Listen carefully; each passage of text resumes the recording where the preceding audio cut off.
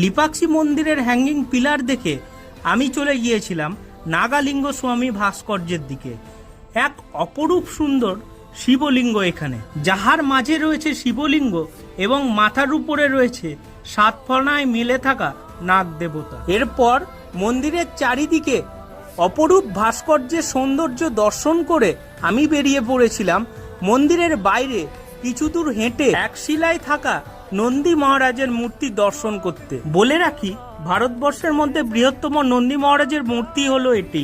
এরপরে গিয়েছিলাম নন্দী মহারাজের মূর্তির পাশে থাকা রামায়ণে বর্ণিত জটায়ু টেম্পল দর্শন করতে। রাবণের সঙ্গে যুদ্ধের পরে জটায়ুজি এখানে শেষ নিঃশ্বাস ত্যাগ করেন, তাই তার স্মৃতির উদ্দেশ্যে এই মন্দির। আর এই মন্দিরের চূড়া থেকে চারপাশের প্রকৃতির দৃশ্য ছিল অসাধারণ সুন্দর।